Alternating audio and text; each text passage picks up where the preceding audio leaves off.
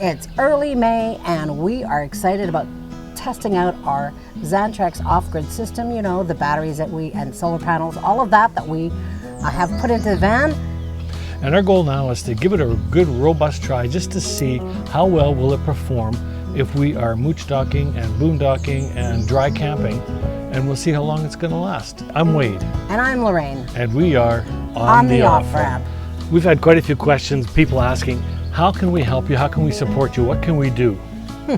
We love it when you watch our channel and watch our videos and leave comments, but definitely when you subscribe, these are all things that help us. Yeah, when you subscribe to our channel, leave a comment, hit the thumbs up, ring the bell. What it does is it lets YouTube know that there's another channel out there talking about camping. Well, and we're just really hoping that it helps you as a viewer get some ideas about what you want to do, if you want to do the RV, van life, camping life, traveling like this. And we're hoping that it seems very possible for anybody to do this.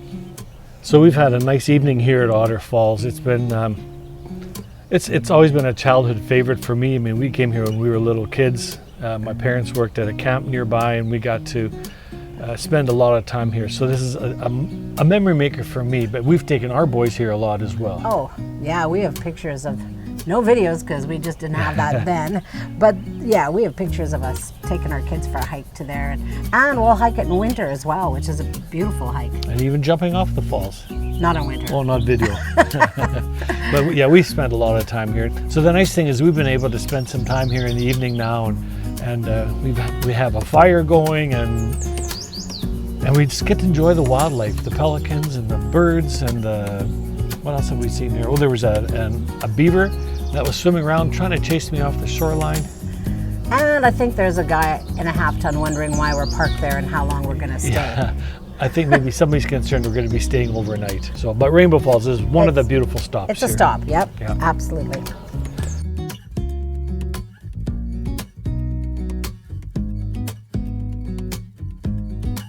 If you've ever been to the Whiteshell Provincial Park, one of the main hikes, it's not the longest, it's not the hardest, but one of the main hikes here is a hike to Pine Point Rapids. It's about 2.5 kilometers to 3 kilometers one way if you take just the abbreviated version.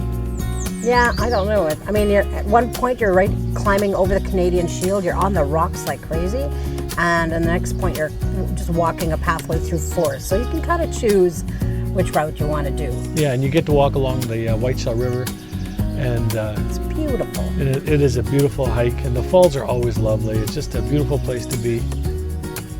And so we've taken this hike today, and we are just enjoying the beauty of creation all around us. There was actually more people than I expected for early May. Yeah, there's been quite a few people we've passed. Yeah, so that was kind of surprising, although it's one of those hikes, many hikes in the Whiteshell Provincial Park, but it's one of those hikes that's on a kind of must-do and easy to take young kids, easy to take family along, don't you think? Yeah, it is a good family hike. If you have kids that are still in the stroller, if you have a heavy-duty stroller, you can take your kids in the stroller. Yeah. And I've often biked it. If you like biking, you can bike it. I mean, I've biked from Nudamik We've taken the Trans-Canada Trail and biked all the way from Nudamik to Rainbow Falls and back. And a winter hike is quite well established. The paths are quite used in the winter as well, and there's a warming shack and wood, and you can... Yeah, and I've used that as well too in the wintertime.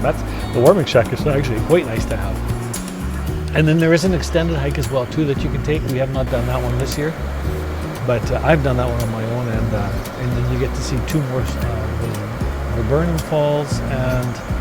I don't know, I've never done that hike. The Acorn Falls? I can't remember the name of the second set of falls now, but the extended hike is very, very nice as well. A little bit rougher terrain, but a beautiful hike.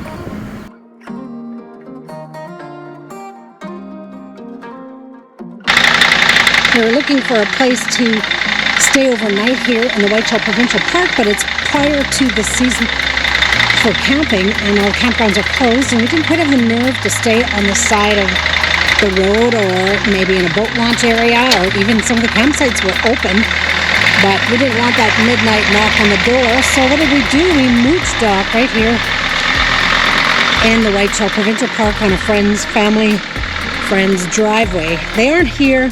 We don't need anything. We just wanted a driveway to park on, and so this is where we stayed for 2 nights as we explored around Whiteshell Provincial Park.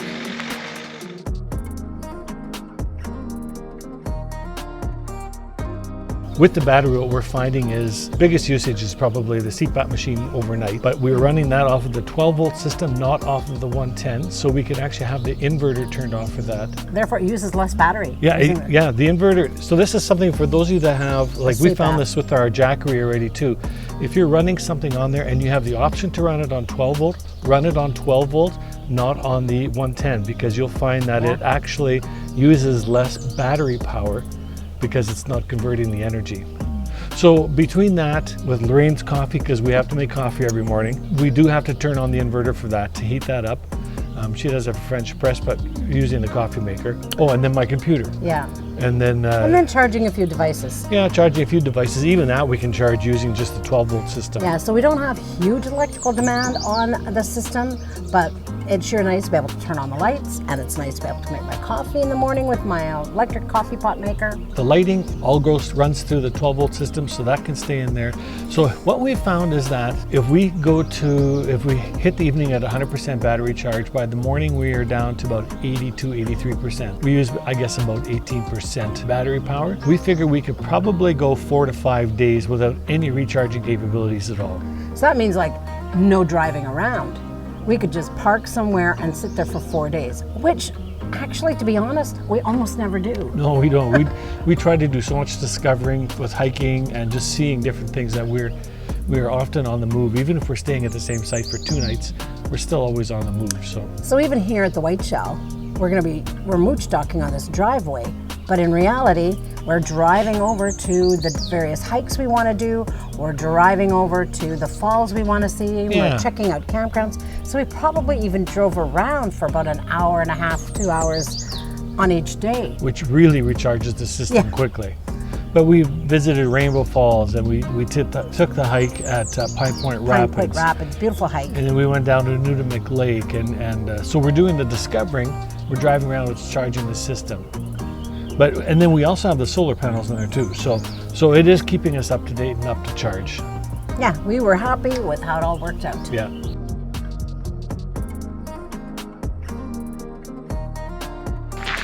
Alfred Goose Sanctuary.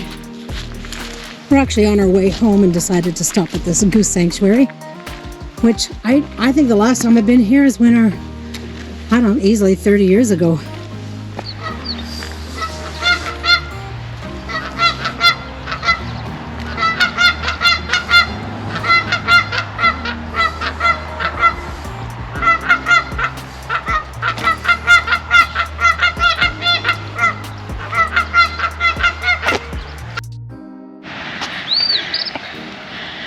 So I have my Merlin bird app on, and it shows on this. Yeah, I may not show on that, but if you have it playing in the back, or if you have it going in the background, you can hear the bird singing, and it'll tell you what the bird is. And the bird that's singing is an eastern phoebe, or phoebe, I guess. So it tells you the name of the bird. It was very handy when we were in the U.S. because there were so many birds that I didn't recognize. Yeah, you were using that app a lot. Let's see if you can hear him singing here now. Right over there, I don't know, up in those trees. They're not really birders, but that app gives Wade lots of entertainment as well.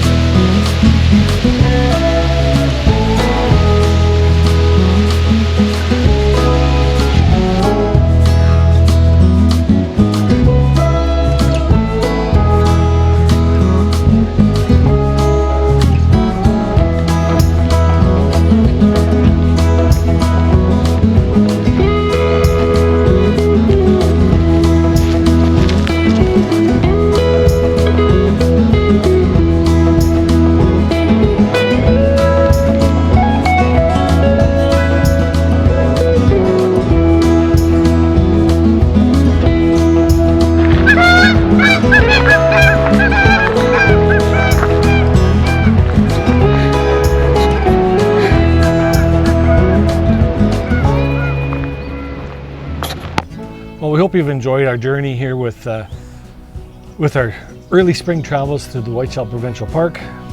It's a beautiful place to visit. If you're ever in Manitoba, make that part of your bucket list.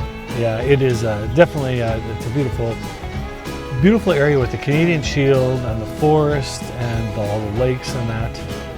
And it just gives you a chance to discover something a little different. One of the things we're going to be doing is hitting some more campgrounds in Manitoba, so stick with us. And we have plans for traveling east.